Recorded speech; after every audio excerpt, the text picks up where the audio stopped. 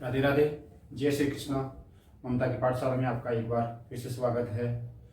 हम पढ़ रहे थे जेनेटिक्स, और जेनेटिक्स में आज अपना जो लास्ट टॉपिक है वो है मानव में लिंग निर्धारण। मानव में लिंग निर्धारण या शिशु में लिंग निर्धारण। सबसे पहले मानव में लिंग निर्धारण के लिए आपको जानना है गुणसूत्र। गुणसूत्र के बारे में पहले पढ़ा दिया था आपको। गुणसूत्र मानव शरीर में पाए जाने वाली ऐसी सूक्ष्म संरचनाएं जो शिशु का निर्धारण करती है, बच्चे का निर्धारण करती है, गुणसूत्र कहलाते हैं। गुणसूत्र में बताया था आपको कि गुणसूत्र जो है वो दो प्रकार के होते हैं, लिंग और अलिंग गुणसूत्र। लिंग और अलिंग गुणसूत्र। लिंग गुणसूत्र का कार्य है लिंग का निर्धारण करना, और जो अलिंग गुणसूत्र है उनका मुख्य कार्य है लिंग के अलावा जो बाकी दैहिक लक्षण है, कायिक लक्षण है, उनका निर्धारण करना है। तो गुणसूत्र होते हैं दो, लैंगिक और अलैंगिक, यानी कि लिंग गुणसूत्र और अलिंग गुणसूत्र। एक तो होता है लिंग सूत्र या लिंग गुणसूत्र। लिंग सूत्र इनकी संख्या होती है 2। लिंग सूत्रों की संख्या कितनी होती है? 2। जैसे पूछ जाए तो स्त्री में भी 2 और पुरुष में भी 2। स्त्री में 2 और पुरुष में भी 2। पुरुष में होते हैं X Y और स्त्री में होते हैं X X। पुरुष में होंगे X और Y, X और Y। ये लिंग सूत्र है या लिंग गुणसूत्र है। कितनी होती है संख्या इनकी? 2 होती है। स्त्री में होंगे X X और पुरुष में होते हैं X और Y। स्त्री में जो X X लिंग गुणसूत्र है उनको बोल देंगे अंडाणु, उनको कहेंगे अंडाणु। उनको भी क्या कहेंगे? अंडाणु। और पुरुष के अंदर जो लिंग गुणसूत्र है उनको कहेंगे शुक्राणु। क्या कहेंगे उनको? शुक्राणु। अंडाणु X X और शुक्राणु X Y। मानव में जब लिंग का निर्धारण होगा उस समय आपको गुणसूत्र का मतलब है कि 2 प्रकार के होंगे, लिंग सूत्र और दूसरा है अलिंग सूत्र। दूसरा है अलिंग सूत्र, अलिंग गुणसूत्र या अलिंग सूत्र। इनकी संख्या होती है 44। कितनी होती है इनकी संख्या? 44। यानी कि टोटल जो गुणसूत्र होते हैं मानव शरीर में वो होते हैं 46।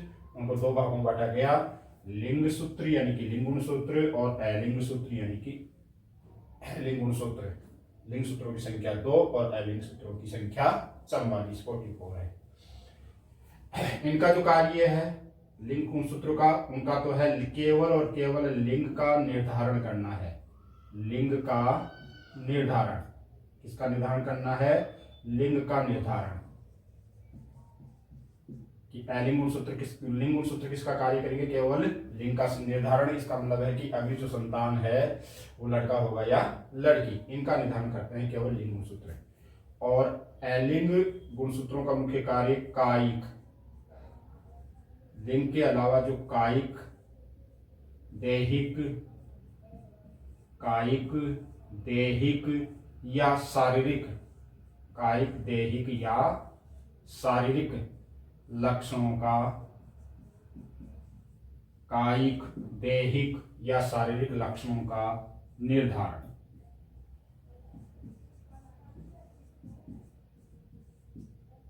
कायिक, दैहिक या शारीरिक लक्षणों का निर्धारण कौन से करेंगे? गुणसूत्र, अलिंग गुणसूत्र।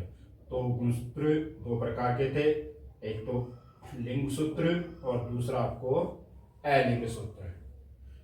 मानव शरीर में पाई जाने वाली ऐसी सूक्ष्म संरचनाएं जो अगली जो संतति है उसका निर्धारण करती है, संतति का निर्धारण करती है, संतति का निर्माण करती है, गुणसूत्र कहलाते हैं।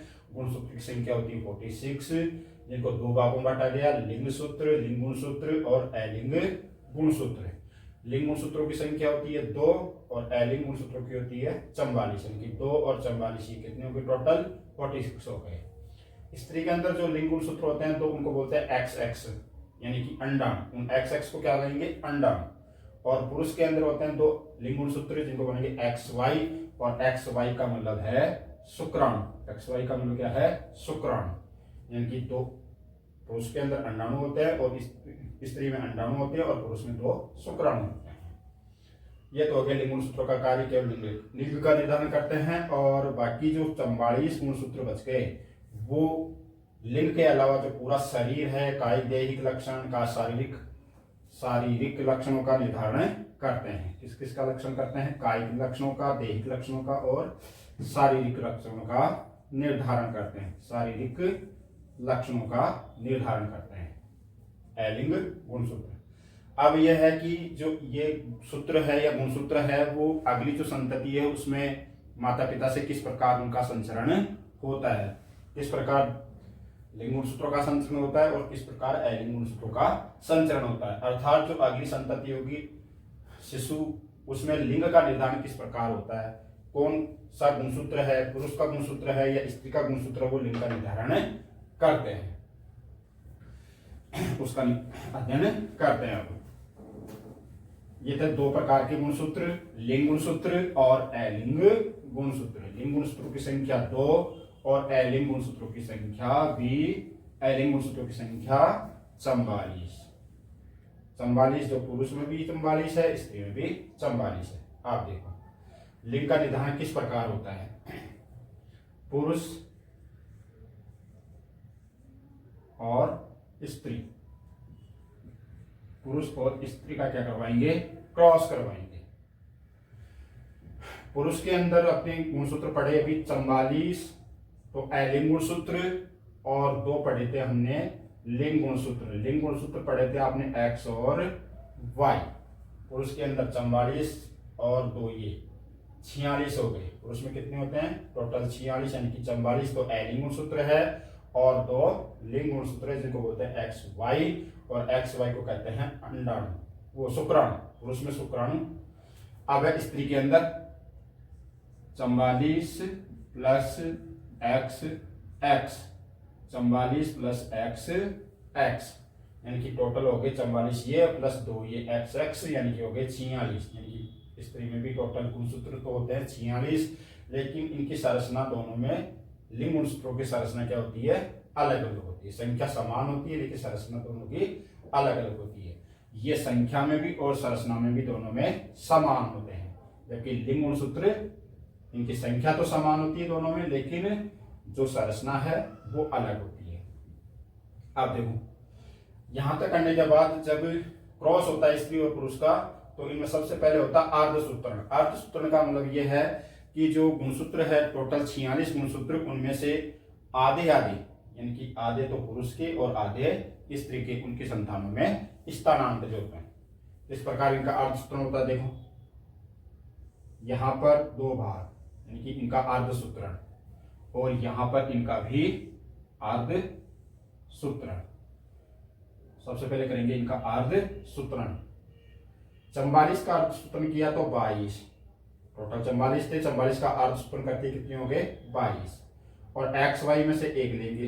एक्स वाई का अर्धसूत्रण किया तो एक्स ले लो या वाई, तो लिया हमने एक्स, क्या बच गया अब? वाई।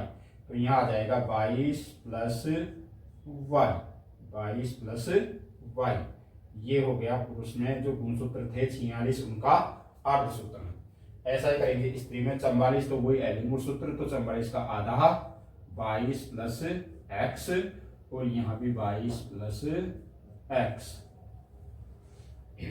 यहां लिखते हैं ऊपर ऊपर जनक, जैसा आपने मेंडल में किया था। फिर यहां लिखते हैं आपने अर्धसूत्रण, अर्धसूत्रण। ये करने के बाद, यानी कि अर्धसूत्रण करने के बाद दाईं ओर से वही एक एक भाग संकरण की तरह, एक भाग इसका और एक भाग इसका, यानी कि एक एक भाग दाईं ओर से, और बाईं ओर के जो है उनके भी 2 भाग, इसके 2 भाग और इसके भी 2 भाग, लेकिन दोनों भागों को डायरेक्ट इन दोनों से मिला देते हैं। ये अब यहां पर ये 2 बच रहे हैं और यहां पर ये दोनों शेष है, तो इन दोनों को इन दोनों से मिला देते हैं। जैसे आपने इसको इससे मिलाया तो ये यहाँ पर बचेगा और ये यहाँ पर, या इसको इससे मिला दो तो फिर इसको इससे मिलाना पड़ेगा, यानी कि किसी को भी कोई दिक्कत नहीं है। इसको आप इससे मिलाओ चाहे इससे मिलाओ, कोई फर्क नहीं पड़ेगा। जैसे हमने इसको मिलाया इससे, तो यहाँ ये बच रहा है, अब जो बच रहा है उसको मिला दो, ये बच रहा है तो इसको मिला दिया। अब ये क्रॉस करने के बाद हमको देखना है कि कौन किससे मिल रहा है, संख्या में कितने हो रहे हैं, एक्स एक्स है या एक्स वाई है या वाई वाई है, वो भी देखना है। 22 और ये 22, ये हो गए 44, 22 और 22 हो गए 44। ये x और ये भी x, यानी कि दोनों x x, ठीक है। अब देखो 22 और ये 22, यानी कि दोनों 44 हो गए, 22 और 22 44, 44 प्लस ये x और ये भी x, यानी कि x x, ठीक है। आगे ये 22 और ये 22, यानी कि ये भी कितने हो गए 44 प्लस ये y है और ये x है, तो एक x पहले और y बाद में, यानी कि 44 प्लस x y। अब यहां पर देखो 22 और 22 कितने हो गए 44 प्लस ये y है और ये x, यानी कि x y, क्या लिखेंगे x y। अब देखो हमने इससे पहले पढ़ा था कि एक्स एक्स पुरुष में होता है या स्त्री में, तो एक्स एक्स तो होता है स्त्री में, और ये पढ़ा था कि एक्स वाई शुक्राणु किस में होते हैं, पुरुष में, तो एक्स एक्स और यहाँ भी एक्स एक्स। तो एक्स एक्स का मतलब है, स्त्री का मतलब है कि अगली जो संतान हो रही है लड़की हो रही है, यानी कि पुत्री हो रही है। अगर एक्स एक्स की स्थिति है तो इसका मतलब क्या हो रही है, वो पुत्रियां हो रही है, क्या हो रही है, पुत्री हो रही है।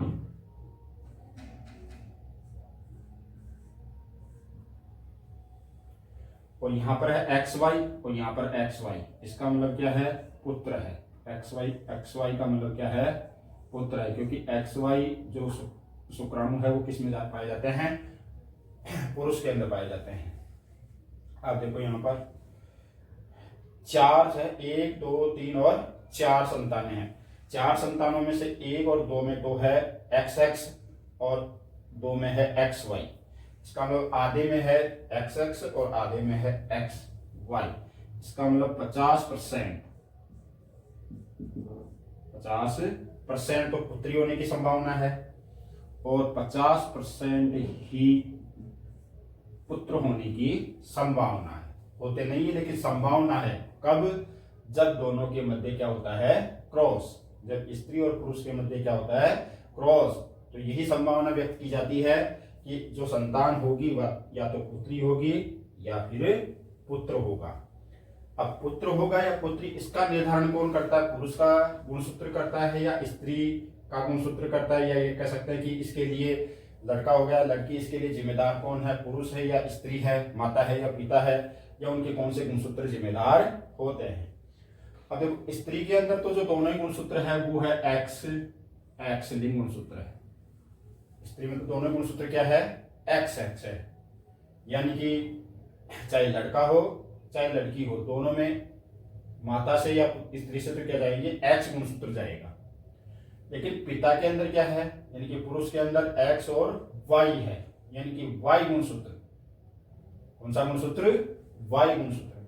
अगर वाई गुणसूत्र जा रहा है पिता से तो पुत्र का जन्म होगा, और अगर पिता से एक्स गुणसूत्र जा रहा है तो पुत्री का जन्म होगा, क्योंकि स्त्री से तो यानी कि माता से तो दोनों ही गुणसूत्र क्या आ रहे हैं, एक्स एक्स, क्योंकि उसके पास तो दोनों क्या है, अंडाणु एक्स एक्स है। लेकिन यहां पर है कि अगर एक्स गया है, क्या गया है, एक्स गया है पुरुष का तो पुत्री, और अगर पुरुष का कौन सा, वाई वाई गया है तो पुत्र का जन्म, और एक्स गया है तो पुत्री का जन्म होगा।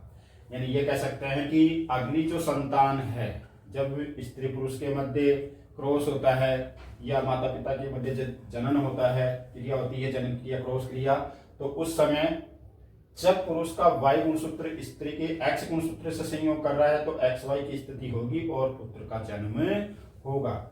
यानी कि अगली जो संतान है वो लड़का होगा या लड़की, इसके लिए केवल और केवल पुरुष का वाई गुणसूत्र जिम्मेदार होता है।